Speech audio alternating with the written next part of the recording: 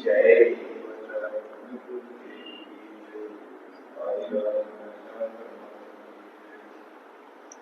नमो अरिहंताणं नमो सिद्धाणं नमो आयर्याणं नमो अजायाणं नमो लोये सवसाहुणं मंगलम भगवान वीरो मंगलम गौतमो गणी मंगलम कुंद कुंदाद्यो जैन धर्मोस्तु मंगलम सर्व मंगल मांगल्यम सर्व कल्याण कारकम प्रधानां सर्वधर्माणां जैनं जयतु शासनम् जैनं जयतु शासनम् वंदित सव सिद्धे धूमचल मनोवमं गदिं पत्ते वोचामि समय पाहुड मिणमो सुद केवली भणिनम नमः समय साराय स्वानुभूत्या चकासते चित स्वभावाय भावाय भावांतरच्छिते। समय सार ग्रंथ की 136 नंबर तक की गाथाएं अपनी पूरी हो चुकी हैं। 137 नंबर से यहाँ पर चर्चा चलना है। समय सार जो ग्रंथ अपने सामने है इसमें तो दो दो गाथाओं के युग्म बनाए हैं, लेकिन डॉक्टर साहब ने अनुशीलन में चारों गाथाओं को एक साथ प्रस्तुत किया है। उसका कारण ये है कि चारों ही गाथाओं का विषय एक दूसरे से संबद्ध है, जुड़ा हुआ है। उत्थानी का आप देखिए दोनों गाथाओं में, एक में लिखते हैं जीवात पृथक भूत एव पुद्गल द्रव्यस्य परिणामः, है ना, यहाँ पे संस्कृत में लिखी है, और दूसरे में लिखा है पुद्गल द्रव्यात पृथक भूत एव जीवस्य परिणामः। थोड़ा सा बस पलट दिया। एक में कह रहे हैं जीव से पृथक पुद्गल द्रव्य का परिणाम होता है, और एक में कहा है पुद्गल द्रव्य से पृथक जीव का परिणाम होता है। तो एक ही जैसी बात हो गई ना। इसे बोलते हैं व्यतिरेकी न्याय। एक अन्वयी न्याय होता है और एक व्यतिरेकी। कुछ चीजें ऐसी होती हैं जो अन्वय से नहीं समझाई जाती, व्यतिरेक से समझाना पड़ती हैं। तो इसमें भी जो उदाहरण भी आएगा आगे वो भी व्यतिरेकी उदाहरण है, अन्वयी उदाहरण नहीं है। अब ये अन्वयी उदाहरण मतलब जहां पर समानता दिखाना हो वो अन्वयी उदाहरण कहते हैं, और जहां पर समानता तो नहीं दिख सकती हो, जैसे किसी से पूछो कि माँ कैसी होती है, तो अब इसका अन्वयी उदाहरण नहीं बनेगा और अन्वयी न्याय भी घटित नहीं होगा। इसमें तो सिर्फ क्या घटेगा, व्यतिरेकी। अभी कोई ये थोड़ी कह सकता कि मामी के जैसी होती है, कि चाची के जैसी होती है, कि ताई के जैसी होती है। कहते हैं नहीं, मामी जैसी नहीं होती, ताई जैसी नहीं होती। तो फिर यदि इसका अन्वय निकालोगे तो क्या निकलेगा? इसे अनुपमेय बोलते हैं ना, माँ अनुपमेय है। माँ भी अनुपमेय है संबंधों में, और आत्मा भी अनुपमेय है ना। पारमार्थिक दृष्टि से आत्मा अनुपमेय है और लौकिक दृष्टि से माँ अनुपमेय है। इसलिए आत्मा के समझाने के लिए भी व्यतिरेकी न्याय लगाया जाता है। समय सार में सब जगह व्यतिरेकी न्याय है कि आत्मा कैसा है, अप्रमत्त है, कहते नहीं है। तो प्रमत्त है तो कहते नहीं है। गुण वाला है, कहते नहीं है। पर्याय वाला है, नहीं है। तो कैसा है? आत्मा तो आत्मा है ना। इसलिए कई जगह अन्वयी न्याय नहीं लगा सकते, व्यतिरेकी लगाना पड़ता। ऐसे ही यहां पर लगाएंगे। अब यद्यपि ये पूरी चर्चा शुरुआत से चल रही है कि जीव का परिणाम पुद्गल का नहीं है, पुद्गल का परिणाम जीव का नहीं है। 75वीं गाथा से बात शुरू हुई थी कि जो कर्म को नौ कर्म को ना करे मात्र जाने, है ना, वही आत्मा ज्ञानी होता है, और जो कर्म नौ कर्म को अपना मानता है, उन्हें करता है, वो अज्ञानी होता है। अब वहां कर्म और नौ कर्म से अभिप्राय है क्या? द्रव्य कर्म और नौ कर्म। अब ये लिखा कर्म अकेला है, लेकिन वहां पर क्या मानना है? द्रव्य कर्म। तो फिर उसमें कहीं भाव कर्म की छटा भी है उस गाथा में। यद्यपि अपन ने उस समय ये बात की थी। तो कहते हैं जो माने, जो कर्म और नौ कर्म के परिणाम को अपना माने, ये जो अपना मानना है ना, ये क्या है? यही भाव कर्म है। और ये भाव कर्म किसका है, जीव का कि पुद्गल का? अभी यही तो पूरी चर्चा चली ना कि अज्ञान भाव किसका है। तो कहते हैं वो अज्ञान, जो अज्ञान रूप विकार है ना, राग द्वेष, ये जो विकार है ये किसका है? कहते हैं ये जीव का है ना। पिछली गाथाओं में भी यही बात आई थी कि जो अज्ञान का उदय क्या है, कषाय का उदय क्या है, और कौन कौन सी चीजें थी, योग का उदय क्या है ना। तो ये सब में ये बताया था कि वो योग का उदय मतलब चित्त का उत्साह, कषाय का उदय मतलब जो भीतर का कलुष परिणाम, अश्रद्धा रूप जो परिणमन है वो मिथ्यात्व का उदय है, और अतत्व उपलब्धि ये क्या है, अज्ञान का उदय। जो आपके भीतर जो विकार परिणमित हो रहा है ये अभी तक यही कहना ये जीव का ही है, ऐसा कहा ना। तो कहते हैं पुद्गल का क्या है, तो कहते हैं वो जो जो द्रव्य कर्म है और नौ कर्म है ये सब किसका है, पुद्गल का है। तो जो पुद्गल को अपना माने और स्वयं को पुद्गल रूप माने, इस चीज के भेद को स्पष्ट करने के लिए शुरुआत से ये प्रकरण चल रहा है कि पुद्गल का परिणाम पुद्गल में है और जीव का परिणाम जीव में है। बात तो है बहुत सरल, लेकिन जिस तरह से पूरी गाथाओं में और टीकाओं में समझाया गया है तो हमें लगने लगी है कठिन।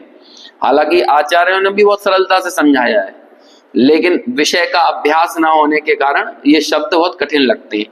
ऐसे ये चार गाथाएं भी इतनी सरल हैं, इतनी सीधी सच्ची और स्पष्ट बात कही है कि अब क्या बताएं कितनी सरल बात कही है। इतनी सरल बात कही है कि जैसे बोलें कि कौआ काला क्यों है, तो बोलो क्योंकि कौआ काला है इतनी सरल बात है। पानी ठंडा क्यों है, क्योंकि पानी ठंडा है। अब आप देखो इतने सरलता से बात कहने पर भी ये चार गाथाओं में हमें लगेगा ये बात कितनी कठिन है। बात समझाना है पुद्गल द्रव्य का परिणाम जीव का नहीं है और जीव का परिणाम पुद्गल का नहीं है। अब इसे समझाने के लिए जो तर्क मूल गाथाओं में आचार्य देंगे वो बहुत रोचक है, और बिल्कुल ऐसे ही है जैसा आपने शायद 22 से 24 नंबर की या 25 नंबर की गाथाओं में देखा था ना कि मैं पुद्गल द्रव्य को नहीं करता, नहीं मैं पुद्गल द्रव्य रूप नहीं हूं। क्यों नहीं हूं, क्योंकि यदि मैं पुद्गल, क्या थी वो गाथा है, मैं सचित्त अचित्त मिश्र इन पदार्थों का करने वाला नहीं हूं। क्योंकि यदि मैं इनको करने वाला हो जाऊं या ये मेरे हो जाए, मैं इनका हो जाऊं, तो मुझे पुद्गल द्रव्य होना पड़ेगा। लेकिन मैं तो उपयोग रूप रहता हूं, तो इसलिए मैं पुद्गल द्रव्य कैसे हो सकता हूं। और जब मैं पुद्गल द्रव्य हो नहीं सकता तो ये सचित्त अचित्त मिश्र पदार्थ मेरे कैसे हो सकते हैं। अब ये है बात बिल्कुल सरल। और समाधि तंत्र में भी आपने ये शैली देखी होगी, सबसे सरलता से बात करने का तरीका। जटिल बातें हम लोगों को सुनने की बहुत आदत है और लगता है कि जब तक जटिल और कठिन बातें ना हो तब तक क्या विद्वत्ता, सरल बातों में क्या विद्वत्ता हो सकती है। लेकिन आप समाधि तंत्र में आपने पूरे श्लोक पढ़े होंगे और मूल गाथाओं में आचार्य कुंद ने भी इतनी सरलता अपनाई है, लेकिन चूंकि अभ्यास नहीं होता इन शब्दों को सुनने का तो वो कठिन लगने लगते हैं। अपन को याद है ना समाधि तंत्र का मंगलाचरण, ये नात्म बुद्धितात्मेव परत्वेनैव चापरम, बस समाधि तंत्र खत्म, इतना ही है समाधि तंत्र। सिद्धों को नमस्कार किया, कैसे है सिद्ध, तो क्या कहा, येन आत्मा बुद्धितात्मेव, येन आत्मा आत्मा अबुध्यत, अबुध्यत यानी होता है जाना है, जिन्होंने भूतकाल का प्रयोग है, जाना है, जिन्होंने आत्मा को आत्मा जाना, और परत्वे नैव चापरम, और पर को यानी पुद्गल को पुद्गल जाना, बस वो ही सिद्ध है बस। और ऐसा जिन्होंने, ये सिद्ध बनने की प्रक्रिया है, और सिद्ध बनने की प्रणाली, सिद्ध बनने की प्रक्रिया वही समाधि तंत्र है। अब तुम्हें आगे आगे सुनना हो तो सुन लेना कि बहिरात्मा है अंतरात्मा कौन होता है, और अंतरात्मा से परमात्मा कौन होता है, बस वही होता है जो आत्मा को आत्मा जानता है और पर को पर जानता है। तो एक छोटे से श्लोक में उन्होंने बता दिया कि क्या है, सच्चाई क्या है। अब आगे आगे फिर गाथाएं देखो कि शत्रु मित्र के प्रति राग द्वेष मत करो। क्यों नहीं करो, क्योंकि जो मैं हूं वो दुनिया को दिखता नहीं है, और जो दुनिया को दिखता है वो मैं हूं नहीं। अब कितनी सरल बात है। ये सब बातें थी ना समाधि तंत्र में, बस कुछ वैसी शैली, क्योंकि आचार्य पूज्यपाद भले कुंद से हुए 500 वर्ष बाद, लेकिन ये बिल्कुल कुंद वाले ही आचार हैं, कुंद की परिपाटी वाले आचार हैं। क्योंकि देव नंदी थे ना, तो ये नंदी संघ में हुए, और वो नंदी संघ इनका ही है। आचार्य कुंद का नाम भी पद्म नंदी था ना, तो ये भी नंदी संघ वाले। फिर इसी परिपाटी में आचार्य उमा स्वामी हुए, इसी परिपाटी में आचार्य समंतभद्र हुए, और फिर उसी परिपाटी में जाके 500 वर्ष बाद कौन हुए? आचार्य पूज्यपाद देवनंदी नाम था उनका असली, वो हुए। तो इसलिए वो कुंद कुंद की छटा इन सब आचार्यों में यथा योग्य दिखती है, लेकिन सरलता से न्याय कैसे प्रवेश कराया जाता है वो भी देखने वाली बात है। तो वही हम यहाँ पर 4 गाथाओं में देखेंगे। अब एक और फर्क देखो, आप यहाँ जो गाथा देख रहे हो वो जय जीवेण से निश्चय ऐसा लिखा हुआ है, और यहाँ देखो तो पहली गाथा कौन सी दिख रही है? जीवस्य तु कम्मेण, है ना। इस यहाँ 137 नंबर का क्रम अलग है और यहाँ पे 137 नंबर अलग है। ये क्यों किया? क्योंकि ऐसा फर्क टीकाओं में अलग अलग किया गया है। हालांकि आगे पीछे हो जाने से कुछ दिक्कत नहीं है। यदि पहले ये बता दें पुद्गल द्रव्यात् पृथक भूत एव जीवस्य परिणामः, तो भी कोई समस्या नहीं है, और जीवत पृथक भूत एव पुद्गल द्रव्यस्य परिणामः इसे पहले बता दो तो भी कोई दिक्कत नहीं है। तो फिर ऐसा ये क्रम डॉक्टर साहब ने क्यों लिया? तो उन्होंने खुद इसका स्पष्टीकरण लास्ट में जाकर दिया है, अपन वो पढ़े फिर इन गाथाओं को पढ़ना चालू करेंगे, ताकि पता तो रहे कि इस क्रम को देख के हमें किसी तरह का डाउट नहीं रहना चाहिए। देखो यहाँ एक बात और ध्यान देने योग्य है। कौन सी बात? वह यह कि विभिन्न प्रकाशनों में उक्त 4 गाथाओं के क्रम में अंतर देखने में आया है। यहाँ हमने जो क्रम दिया है वह आचार्य जयसेन की तात्पर्य वृत्ति में तो है ही, मतलब अमृतचंद्र में नहीं है, लेकिन जयसेन की तात्पर्य वृत्ति में है। साथ ही आत्मख्याति की जो भाषा टीका जयचंद जी छावड़ा ने लिखी है, ये जो यहाँ पे रखी होगी शायद बचनी का थी ना, एक अलग से कुछ कपड़े वपड़े पहना के उसमें रखा था, विशेष कवर चढ़ा हुआ था, ये है शायद ये भाषा मूल भाषा बचनी का है, ढूंढारी भाषा की, जयचंद जी छावड़ा की। इसमें भी यही क्रम लिया है जयचंद जी छावड़ा ने। तीसरा और कहां पर है? सहजानंद वर्णी जी ने एक सप्तदशांगी टीका लिखी है। कौन सहजानंदी वर्णी जी? मनोहर लाल वर्णी जी का ही नाम था ना सहजा, उनका नाम सहजानंद वर्णी क्यों हो गया?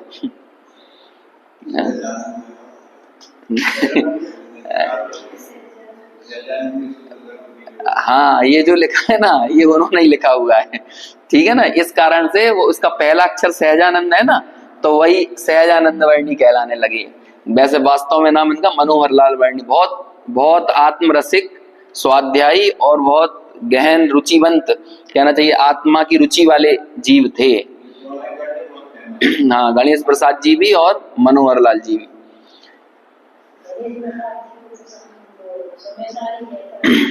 शीतल प्रसाद जी को कहते थे, हाँ, ब्रह्मचारी शीतल प्रसाद जी को समयसारी कहा जाता था, है ना।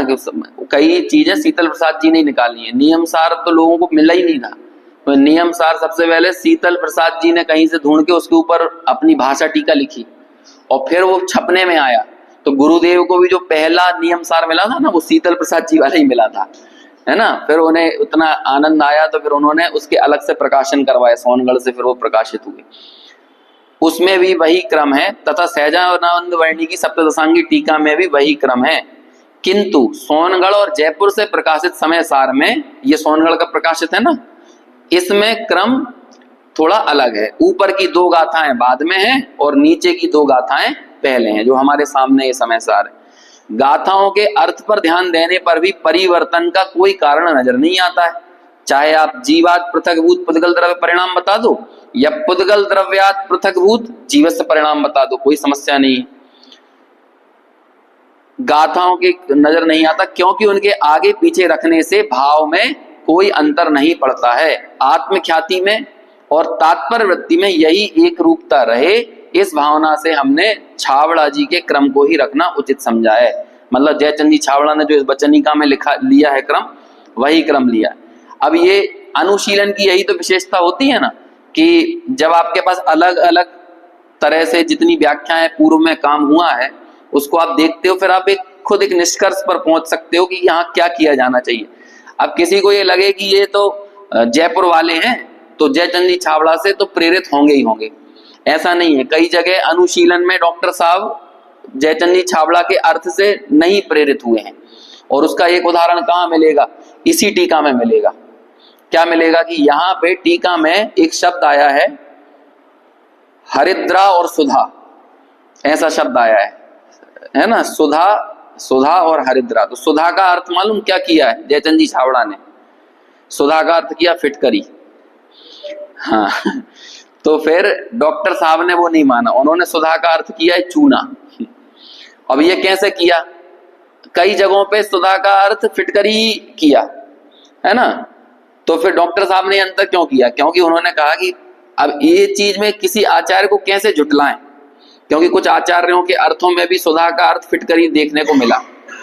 तो ऐसा उसका खुद प्रयोग करके देखा। जब अनुशीलन लिख रहे थे ना, तो फिटकरी को और क्या कहते हैं, हल्दी को साथ में मिलाया, और फिर चूने को हल्दी को साथ में मिलाया। तो हल्दी और चूने को मिलाने से तो लाल रंग बन गया चटक एकदम, लेकिन फिटकरी और चूने को मिलाने से नहीं मिला। तो सुधा का अर्थ वहां पर क्या करना ज्यादा उचित होगा? चूना। तो इसलिए फिर अनुशीलन में भी उसका अर्थ चूना ही किया गया। समझ में आया ना? तो ऐसे इस जगह पर जयचंद जी छाबड़ा से असहमति जताकर उसका एक नया अर्थ प्रस्तुत किया। खैर ये सब समझाने की शैलियां होती हैं, जो चीज सबसे ज्यादा नजदीक की अर्थ के निकट रहती है उसी चीज को प्रयोग किया जाता है।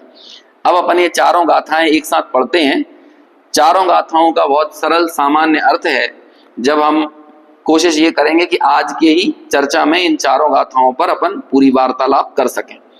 देखिए गाथा पढ़ते हैं पहले, यही वाला क्रम देखते हैं अनुशीलन का। जीवस्य दुःखं मेणया सह परिणामाहु होन्ति रागादि एवं जीवो कम्मं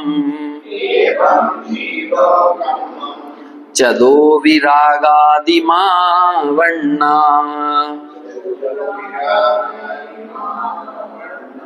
एकस्य दुपरिणामो जायति जीवस्य रागमादिहिं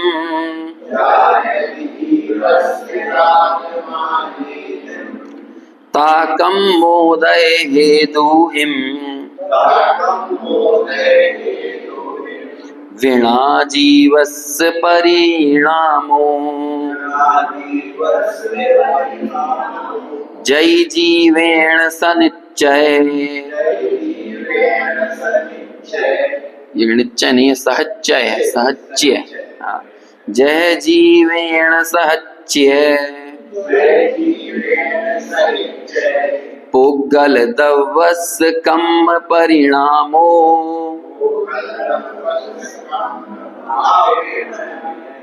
अच्छा ये हाँ, अच्छा ऐसा ही हुआ था क्या वहां भी? अच्छा अच्छा ऐसा है क्या? मैं इधर से पढ़ रहा था, चलो इधर मूल ग्रंथ से देख रहा था, चलो इससे ही पढ़ लेते हैं। ए पुग्गल दवस्य कम भावेण, हाँ, एवं पुग्गल जीवा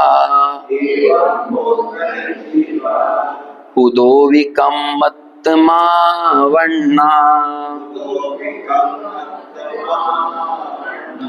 एकस्य दुपरिणामो पुग्गल दवस्य कम भावेण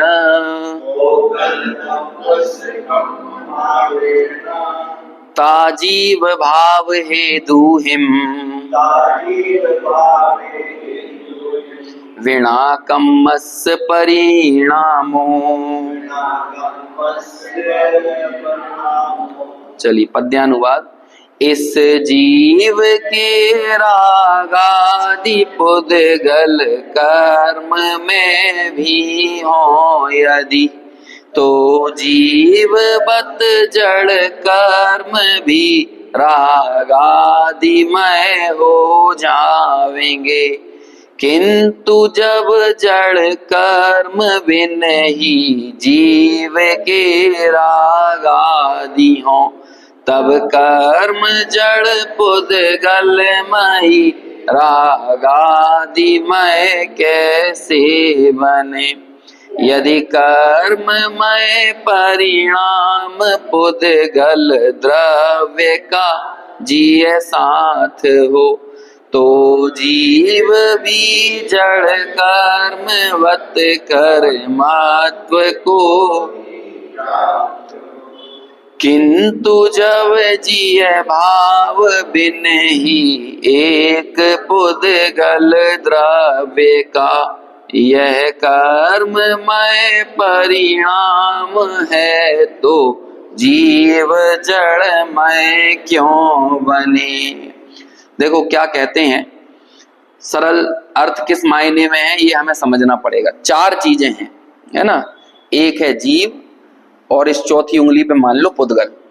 अब इन दोनों के बीच में है दो अलग अलग चीजें, एक है राग आदि और एक है जड़ कर्म, है ना। तो ये कर्म और पुद्गल के निकट है और ये राग आदि किसके निकट है, जीव के। अब इसमें तर्क क्या दे रहे हैं कि देखो जीव और पुद्गल के मिलने से राग आदि पैदा हुए, लेकिन वो राग आदि रूप कौन परिणमित होता है, पुद्गल कर्म परिणमित होता है कि जीव परिणमित होता है, यह परिणमन को देखना है। तो कहते हैं पुद्गल कर्म कभी अपना पुद्गलत्व तो नहीं छोड़ता, बल्कि जीव जरूर वैभाविक अवस्था को प्राप्त कर लेता है।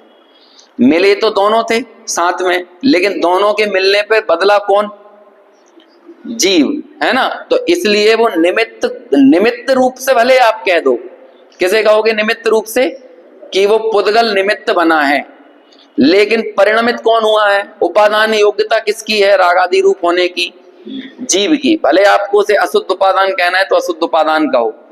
तो कई बार हमें ये लग सकता है कि देखो निमित्त की बात कर दी ना आखिर, तो क्यों करी ऐसी, और आगम में जगह जगह निमित्त की बात की है और ज्यादातर बात निमित्त की ही की है, क्यों की है, क्या उत्तर है इसका। तो उत्तर यही है कि निमित्त का ज्ञान कराने के लिए की है। फिर अगला प्रश्न है, निमित्त का क्या ज्ञान कराने के लिए निमित्त की इतनी ज्यादा बात की है आगम में। तो क्या उत्तर है इसका, निमित्त का कौन सा ज्ञान कराना है, निमित्त का ये ज्ञान कराना है कि निमित्त निमित्त है बस, है ना। इसलिए निमित्त की इतनी ज्यादा बात की है। निमित्त उपादान नहीं है ये ज्ञान कराना है, निमित्त निमित्त है बस ये बताना है। विकार रूप से परिणमन जिसका हो रहा है वो जीव का अपना उपादान है। आपको उसे अशुद्ध उपादान कहना है अशुद्ध उपादान कहो, वैभाविक परिणमन कहना है वैभाविक शक्ति कहना है, वैभाविक गुण कहना है, जो कहना है कहो, लेकिन उस रूप परिणमित कौन हो रहा है, जीव स्वयं। यदि दोनों के मिलने पर जीव भी कर्म रूप हो जाता, पुद्गल भी राग रूप हो जाता, मैंने दूसरी गाथा का अर्थ पहले कर दिया, यदि पुद्गल भी राग रूप हो जाता तब तो आप ये कह सकते हो कि वो जो राग है वो पुद्गल का है, लेकिन पुद्गल तो कभी भी राग रूप होता नहीं है। आप देखना कभी भी, जैसे कि ये माइक है, यदि ये माइक के परमाणु कर्म रूप परिणमित होकर हमारे से लग जाएं तो वो माइक कभी स्पर्श रस गंध वर्ण स्वभाव को नहीं छोड़ेगा, वो तो स्पर्श रस गंध वर्ण बनता पुद्गला ही रहेगा। लेकिन जीव जरूर ऐसा होगा कि वो अश्रद्धा रूप, अतत्व उपलब्धि रूप, कलुष भाव रूप और चित्त के उत्साह रूप, प्रवृत्ति अथवा निवृत्ति में, सोहन और असोहन पदार्थों में एक विशिष्ट प्रकार का उत्साह यदि आएगा तो वो किसके आएगा, जीव के आएगा। तो इससे क्या सिद्ध होता है, ये राग आदि अज्ञान किसके हैं, जीव के हैं। अभी ये सब बताने की क्या जरूरत पड़ रही है, इसलिए कि कर्म के कारण मुझ में विकार हो रहा है, ऐसी पराधीन बुद्धि इस जीव की छूटे। और जब तक जब ये कारण मान रहा है अपने विकार का कर्म को, तो फिर ये कर्म के आगे हाथ जोड़ेगा कि तुम ही मुझे विकार मुक्त बना दो। लेकिन जब ये अपने विकार को, अपने दोष को स्वयं में देखेगा तो उसको दूर करने का उपाय भी कहाँ करेगा, स्वयं में ही करेगा। इसलिए यही तो पूरी चर्चा चल रही है यहाँ, अज्ञान का कर्ता जीव को कहने के पीछे क्या विवक्षा है। क्योंकि अन्यत्र जब हम जाकर देखेंगे परम शुद्ध निश्चय ने आदि के विषय में, तो वहां पर तो अज्ञान का कर्ता है ही नहीं, राग का कर्ता है ही नहीं, तो फिर वहां क्या विवक्षा है। कहते हैं कि ये तो ज्ञानी की विशिष्ट दृष्टि है। यहाँ पर भी जय सेनाचार्य की जो हम टीका पढ़ेंगे ना, उसमें ये बात स्पष्ट की जाएगी, नयों से समझाएंगे कि ये नयों का प्रयोग करने की क्या आवश्यकता आखिर पड़ती है। अभी तो पहली दो गाथाओं का अर्थ कितना है, इतना ही है कि देखो जीव और पुद्गल दोनों मिले। देखो यहाँ पढ़ते हैं अपन, जीवस्य दुकम्मेण, है ना, यहाँ प्रकृत की गाथा निकालूं, जीवस्य दुकम्मेण या सह परिणामाहु होंति रागादि, जीव और कर्म के साथ परिणाम से मिलने से क्या होता है, होंति राग आदि। अब आपको ऐसा लग रहा होगा, देखो आचार्य ने कह दिया ना, राग कैसे होता है, जीव और कर्म के मिलने से, लेकिन ये पूर्व पक्ष है, अगली लाइन में इसका निराकरण करेंगे। इसलिए ये जो गाथाएं है ना, ये तीनों चारों को साथ में रखने का क्या प्रयोजन होता है, क्योंकि इनके अर्थ साथ में ही होते हैं। कई बार ऐसा हुआ, मैंने भी देखा है, बहुत अच्छे अच्छे जानकार लोग, जैसे अभी हमने 5 गाथाओं का युग्म पढ़ा ना, तो एक एक गाथा का अलग अलग अर्थ करते चले जा रहे हैं, लेकिन एक गाथा का अलग अलग अर्थ करने से संपूर्ण प्रकरण जो समग्रता से अपना अर्थ दे रहा है वो आपको कभी समझ में नहीं आएगा। अरे ये सोचो ना, अमृत चंद्राचार्य ने, जयसेनाचार्य ने खुद ने उन 5 का युग्म साथ में बनाया और फिर साथ में टीका लिखी, तो फिर हमें ये अधिकार नहीं बनता कि हम उन गाथाओं का अलग अलग सेपरेट अर्थ करें। आप अर्थ निकाल सकते हो हर एक गाथा का, कि अतत्व की उपलब्धि कैसे होती है, कि अज्ञान से होती है, फिर अतत्व श्रद्धान कैसे होता है, तो मिथ्यात्व से होता है, ये तो सबको मालूम है, लेकिन समय सार में ये नहीं बताना। समय सार में बताना कुछ और है, और वो क्या बताना है, वो आखिरी 4थी और 5वीं लाइन में जाकर, 4थी और 5वीं गाथा में, 5 गाथाओं का युग्म था ना, तो 4थी 5वीं गाथा में जाकर ये स्पष्ट होगा। इसलिए वो 5 गाथाओं में पहली गाथाएं तो पूर्व पक्ष की हो गई, और अंत की जो गाथाएं उसमें वस्तुता जो निराकरण है वो प्रस्तुत किया। ऐसा आपने पीछे भी कई बार देखा, जैसे 26वीं गाथा है तो वो पूर्व पक्ष हो गया, और 27वीं गाथा जो है वो उसका समाधान हुआ। ऐसे ये 137 नंबर की गाथा, इसमें भी आप ऊपर की लाइन में देखोगे क्या, पूर्व पक्ष, और नीचे की लाइन में क्या आएगा, उसका वास्तविक समाधान यानी निराकरण। ऊपर की लाइन का निराकरण कर देंगे। क्या कह रही है ऊपर वाली लाइन, जीवस्य दुकम्मेण या सह परिणाम होंति रागादि एवं जीवो कम्मम दोवी रागादि मावन्ना। इसलिए जीव को भी और कर्म को भी दोनों को राग आदि रूप परिणमना चाहिए। बोलो इतनी गाथा में कोई दिक्कत? ये पूर्व पक्ष खत्म। क्या कह दिया पूर्व पक्ष में? बात सरल है ना, लेकिन लग कठिन रही है इसी कारण, क्योंकि वो हैबिट में नहीं है ना ये चीजें। पूर्व पक्ष क्लियर हुआ कि नहीं? जीव और कर्म के मिलने से, यहाँ कर्म का आशय पुद्गल ले लेना, है ना, द्रव्य कर्म, कर्म मतलब द्रव्य कर्म। जीव और द्रव्य कर्म जब साथ में मिले तो क्या हो गया? राग आदि हुआ। इसलिए जीव को भी और कर्म को भी दोनों को राग आदि मावन्ना, यानी दोनों ही राग आदि से आपन्न होना चाहिए, राग आदि मय होना चाहिए। लेकिन होता क्या है? तो अगली लाइन देखो, एकस्य दु परिणामो जायदि जीवस्य राग मादिहिम ताकम मोदय हेतुहिम विना जीवस्य परिणामो। अब क्या कह दिया यहाँ पे? एकस्य दु परिणामो, यानी एक का जो परिणाम है, जायदि जीवस्य राग मादिहिम। लेकिन हम देखते क्या है कि वो राग से निष्पन्न पुद्गल नहीं होता, कर्म नहीं होता। राग से निष्पन्न कौन होता है? जीव अकेला होता है। ताकम मोदय हेतुहिम, इसलिए कर्म भले हेतु यानी निमित्त तो है, विना जीवस्य परिणामो, कि वो जीव के रागादि रूप परिणमन का वो निमित्त तो है, लेकिन रागादि से निष्पन्न जो हुआ है वो उसका उपादान है। तो बोलो राग किसका हुआ? राग किसका हुआ? जीव का। समझ में आया ना? यहां पर ये सिद्ध किया। लोगों को लगता है कि समय सार में तो राग से भिन्न आत्मा दिखाया है ना, लेकिन अभी क्या बता रहे हैं? नहीं, वो राग किसका है? वो जीव का है। अरे वस्तु स्थिति को अभी गाथाएं आएंगी, 20 कलश आएंगे एक साथ, और 20 कलश में ये जितना भी नए की रस्सा कस्सी करी है ना, इन सब का निराकरण करेंगे। कहेंगे कि तुम्हें दृष्टि तो परम शुद्ध निश्चय नय की करना है, शुद्ध नय की करना है, लेकिन ये विभिन्न नय यदि अलग अलग भूमिकाओं में वस्तु स्वरूप का प्रतिपादन न करें तो हमें वस्तु का अन्वेषण सही नहीं होगा, और जिसका अन्वेषण सही नहीं होता उसकी अनुभूति भी सही नहीं होती। पहले समझना पड़ेगा, यदि आप कर्म के खाते में ही अपने विकार को पूरी तरह से डाल दोगे तो जीव को यही लगेगा कि कर्म ही हमको छुड़ाएंगे। अरे जिसने आपको जेल में बंद किया है तो जेल से निकालेगा कौन? जो पुलिस वाले जेल में डालते हैं वही पुलिस वाले निकालेंगे ना, ऐसे ही लगेगा। अच्छा, मिथ्यात्व के संबंध में क्या उदाहरण दिया जाता है? आपने ऊंट का उदाहरण सुना होगा कि ऊंट की एक सार होती है, ऊंट की सार नहीं बोलते, ऊंट को जो भी बोलते, क्या बोलते हैं, ऊंट साला है ना, जो भी बोलते हैं। वहां पे मान के चलो 100 ऊंट थे, 99 ऊंट के तो खूटा थे और 99 ऊंट की रस्सी थी। 100वें ऊंट का ना खूटा था ना 100वें ऊंट की रस्सी थी। तो अब क्या किया, 99 को तो खूटे से और रस्सी से बांध दिया, लेकिन 100वें ऊंट के लिए थी ही नहीं, तो क्या किया गया, उसे वहां पे खड़ा किया गया और एक्टिंग बिल्कुल वैसी की वैसी की गई जैसे 99 पे की गई। अब आप ये बताओ, 99 को तो खोलेगा बांधने वाला, लेकिन 100वें को कौन खोलेगा? 100वां कैसे निकलेगा? उस ऊंट को यह ज्ञान कराना पड़ेगा कि तू बंधा हुआ नहीं है, तेरे को ना रस्सी ने बांधा है ना तू खूटे से बंधा हुआ है, तू अपने ही अज्ञान से बंधा हुआ है। और जहां उसे अपने इस अज्ञान का ज्ञान हो गया है ना, सम्यक ज्ञान क्या है? अपने ब्रह्मचारी हेमचंद जी एक बात कहते हैं, सम्यक ज्ञान मतलब क्या?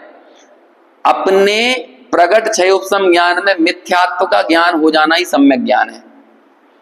क्या है सम्यक ज्ञान? है बचपन में अपन को हवा से डराते थे कि नहीं, दूध पी लो नहीं तो हवा आ जाएगा, छोटे छोटे बच्चों को बोलते हैं ना ऐसा काम कर लो नहीं। अब बताओ वो हवा क्या होता है? अभी भी ऐसा करना पड़ता है कि हमारे साथ अभी भी बोलते हैं कि ये काम कर लो नहीं तो हवा आ जाएगा। तो अभी बोलो, अब हवा कहाँ गया और तब हवा कहाँ था? दोनों स्थिति में हवा कहाँ है? कहते हैं भैया तब हवा का ज्ञान नहीं था और अब हवा का ज्ञान हो गया है, तो यही हवा का ज्ञान ही हवा का चला जाना है। टोडरमल जी की भाषा में भ्रम जनित दुख को दूर करने का उपाय भ्रम दूर करना है। तो इसलिए ये आचार्य जो इतना कह रहा है ना, राग आदि पुद्गल बुद्गल के नहीं है, राग आदि तेरा ही दोष है, तेरा ही दोष है।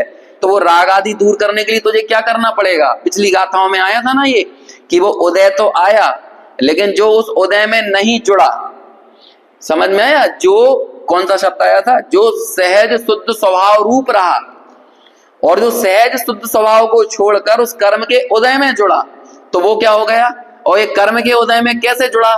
कहते हैं ये तेरा अपना विकार भाव है। वो डिग्री टू डिग्री वाली बात थी ना कि द्रव्य कर्म के उदय में तुझे विकार भी डिग्री टू डिग्री करना पड़े, ये कोई जरूरी नहीं है। लेकिन हाँ, तू यदि विकार कर लेगा तो फिर कर्म का बंध तो एकदम पॉइंट टू पॉइंट, एकदम डेसिमल के साथ, जैसे अपन जोड़ घटाना करते हैं ना कुछ अंकों का, तो वो दशमलव के बाद 14-15 अंक तक लिखे आते हैं। तो कई बार मोटे मोटे तौर पे हम पूरे 14-15 अंक नहीं लिखाते, जैसे लिखा आ गया कि 88.468910111520 ऐसे कुछ भी लिख दिया, लेकिन वो उतना ना लिख के लिख देते हैं 0.4। क्यों लिख दिया 88.4? कहते हैं वो बाकी छोटी छोटी गणनाएं इसी में गर्भित कर लेना। लेकिन कर्म बंध में ऐसा नहीं होता, वो जितने पॉइंट के बाद वाली स्थिति है ना, वो सारी उस विकार के अनुसार वैसा कर्मों का बंध होगा। लेकिन स्वतंत्रता की बात क्या है? कर्म का बंध तो होगा, चूंकि बंध हुआ है तो कर्म का उदय भी होगा, लेकिन कर्म के उदय में तुझे विकार करना पड़े ये कोई जरूरी नहीं है। तू विकार कर रहा है, ये तेरा अज्ञान भाव है। तो ये अज्ञान भाव तेरा है, ये तो बताना पड़ेगा कि नहीं। तो वो यहाँ पे बता रहे हैं, अज्ञान भाव किसका? जीव का, यानी राग किसका? जीव का। अब अगली गाथा बिल्कुल जस्ट इसके अपोजिट है, अगली दो गाथाएं। अगली गाथा जय जीवेण सहच्य, है ना। इसी तरह जीवेण के साथ, जीव के साथ पुद्गल दवस कम भावेण, कि पुद्गल द्रव्य जब जीव के साथ मिलता है, जैसे ये पुद्गल द्रव्य है, ये कर्म रूप कब बनेगा? ये माइक का जो पुद्गल परमाणु है, पुद्गल परमाणुओं से मिलकर जो माइक बना है, इसे कर्म संज्ञा कब मिलेगी? ये तो पुद्गल ही है, लेकिन ये कर्म कब कहलाएगा? कहते हैं जब ये पुद्गल जीव के साथ एक क्षेत्रावगाह हो जाएगा। और जब तक एक क्षेत्रावगाह नहीं होगा तब तक ये क्या रहेगा? ये पुद्गल रहेगा, है ना। या फिर जैसे कहते हैं ना, धूल मैल कब बनेगी? जब वो धूल व्यक्ति के शरीर के पसीने के साथ, उसके अपने ही समझ लो उसके साथ संश्लिष्ट रूप से मिल जाएगी, तब वो धूल को क्या संज्ञा मिल जाएगी? मैल। ऐसे ही यहां पर कह रहे हैं कि ये पुद्गल को कर्म संज्ञा कब मिलेगी? कि जब वो जीव के साथ मिलेगा। ऊपर क्या कहा था कि जीव राग कब करेगा, जब वो कर्म के साथ मिलेगा। और फिर नीचे तर्क क्या दिया था, अब देखो दोनों, अभी दिमाग में भारी पड़ रहा है बोर्ड का प्रयोग करूं क्या समझाने के? अरे बिल्कुल है, बिल्कुल सरल, यदि एक बार समझ में आ जाएगी। देखो मैं बताता हूं, 10 मिनट में क्या टीका फिर पढ़ेंगे ना, तो एक बार में समझ में आ जाएगी।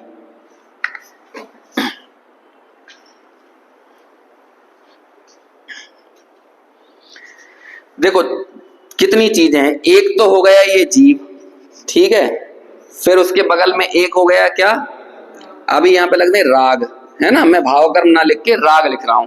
राग में आप सारे विकार को मान लेना, आपको भी दिख रहा है कि नहीं, और इधर करें। एक हो गया राग, फिर उसके बाद आया कौन, कर्म, और फिर उसके बाद आया पुद्गल, है ना। अब सारी समस्या खड़ी होती है जब ये दोनों मिलते हैं तो, ठीक है ना। अभी यहां पर बाद की दो गाथाओं में इनकी संधि को स्पष्ट किया है, और पहली दो गाथाओं में जो अनुशीलन से हम पढ़ रहे हैं उसमें इनकी संधि बताई है। कहते हैं कि ये जो राग नाम का जो भी समझ लो, जैसे जो समस्या खड़ी हो रही है ये राग नाम की, ये कब खड़ी होती है, कि जब ये दोनों आपस में मिल जाएं तब जाकर ये राग खड़ा होता है। समझ में आया ना। यदि ये दोनों नहीं होंगे तो कभी भी राग पैदा नहीं होगा।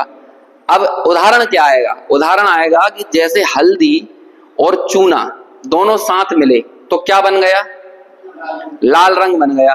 तो मालूम आचार्य क्या कहेंगे, जैसे हल्दी और चूने के मिलने पे हल्दी ने अपना हल्दीपना छोड़ दिया यानी पीलापना छोड़ दिया, और चूने ने अपना चूनापना छोड़ दिया। जो लाल बना उस लाल में सफेदी कितनी है, नहीं है ना, और उस लाल रंग में पीलापन कितना है, बिल्कुल नहीं है। जब आप उस लाल रंग को देखोगे तो उसमें चप्पे चप्पे में कौन सा रंग आ गया है, लाल रंग आ गया है। तो कहते हैं जैसे हल्दी और चूने के मिलने से ये लाल रंग खड़ा होता है। देखो आचार्य भी कितने जबरदस्त उदाहरण देते हैं। सफेद रंग जो होता है ना, वो होता है सुचिता का प्रतीक, समझ में आया। और जो पवित्र पीला रंग होता है वो आयोजनों का प्रतीक होता है।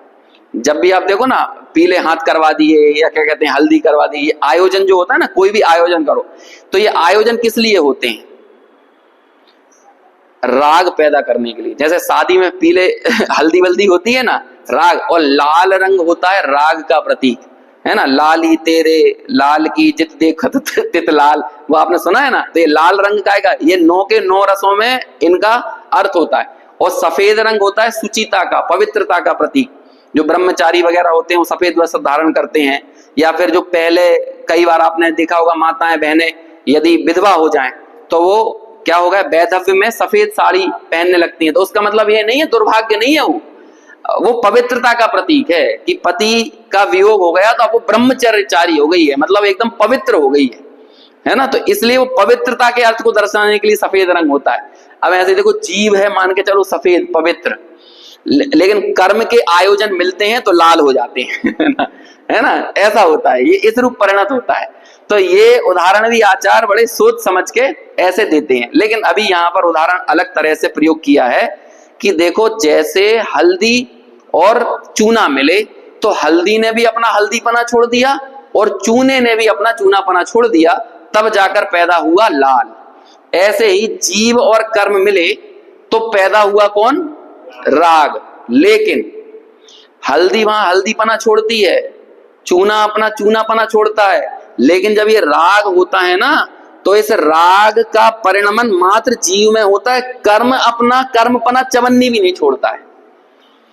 और यदि ये कर्म भी अपना कर्मपना छोड़ देता तब आप ये कह सकते थे कि राग कर्म का, लेकिन कर्म तो कर्म ही रहा, राग रूप परिणमित सिर्फ जीव हुआ। इसलिए आचार्य कह रहे हैं कि राग का उपादान जीव और कर्म कौन, फिर खामोखा है ना। कर्म कौन, कुछ नहीं, कर्म था, वहां मौजूद था। कर्म का परिणमन सेपरेट हो रहा था, स्वतंत्र हो रहा था। तो जो भी स्वतंत्र रूप से उसी काल में परिणमित हो रहा हो उसके ऊपर आरोप आ जाता है। जिस पर आरोप आता है उसे क्या कहते हैं, निमित्त। तो ये कर्म कौन रहा, उसमें हेतु यानी निमित्त रहा। तो ये तो हो गई पहली बात, बस इतनी सी बात है। समझ में आया? ये बात क्लियर। अब दूसरी बात कहते हैं कि इसी तरह जब पुद्गल और जीव मिले, ठीक है, जब यदि पुद्गल को जीव नहीं मिले, पुद्गल अकेला घूमता रहे इस दुनिया में, तो पुद्गल पुद्गल ही रहेगा। लेकिन जब जब ये पुद्गल जीव से जाके जुड़ जाएगा, तब तब कौन कहलाएगा ये? तब तब इसको, इससे पैदा होगा कर्म, है ना। ए पैदा हुआ काय से? जीव और कर्म के मिलने से, और बी पैदा हुआ काय से? पुद्गल और जीव के मिलने से। समझ में आया? अब देखो यहाँ, अब इसी को रिटर्न दूसरी तरह से समझाते हैं कि जब पुद्गल और जीव मिले तो पैदा हुआ कौन? कर्म। लेकिन ध्यान रखो, ये जो कर्म है ना, कर्म रूप रहते हुए भी अपना पुद्गलपना नहीं छोड़ता। ये कर्म कभी भी जीव नहीं हो जाता। ये हमेशा कौन रहता है?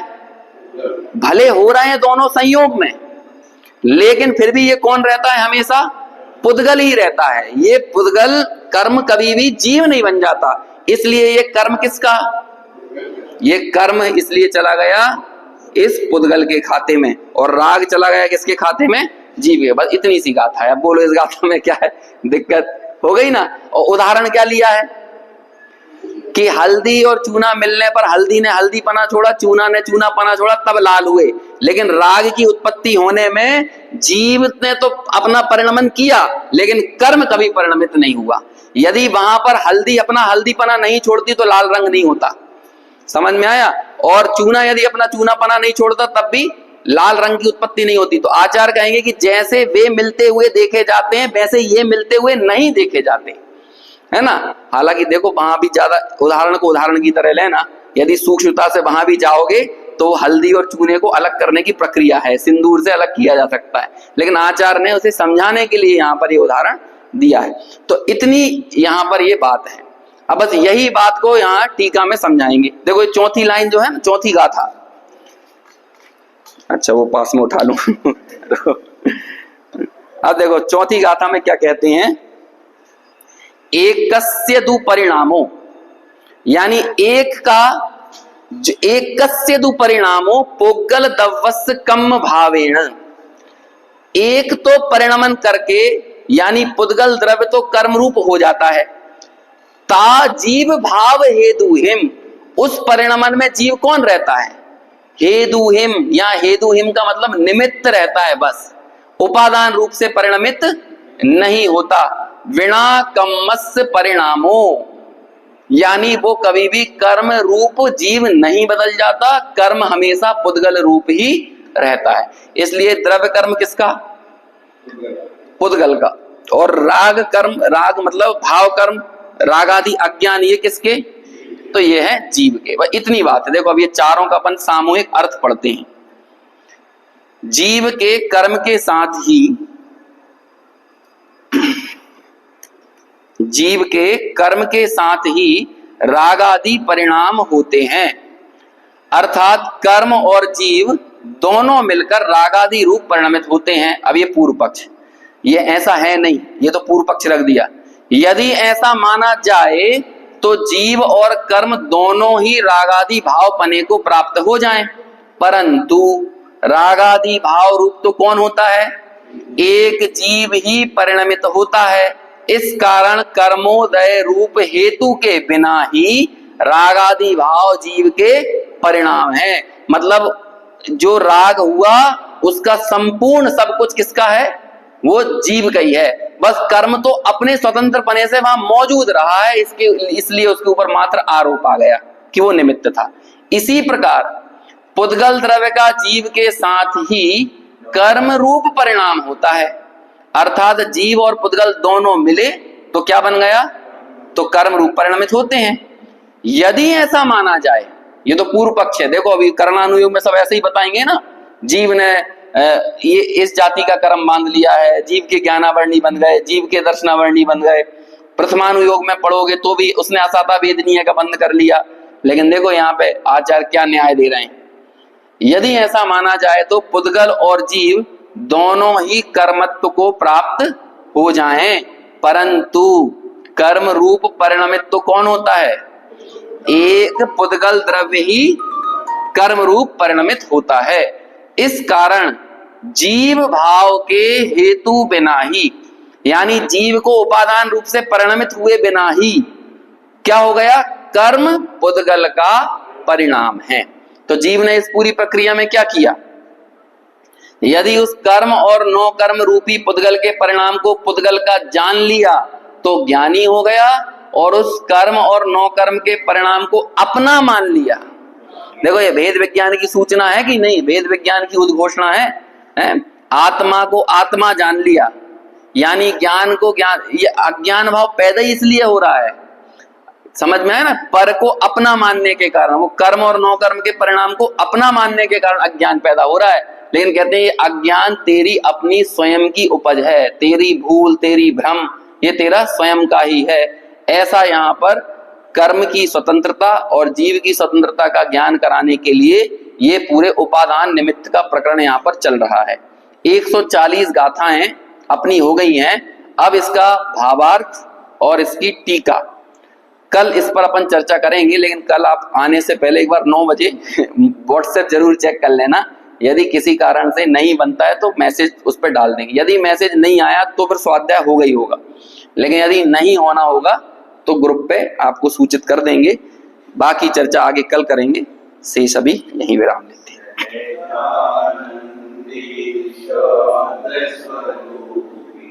अविनाशी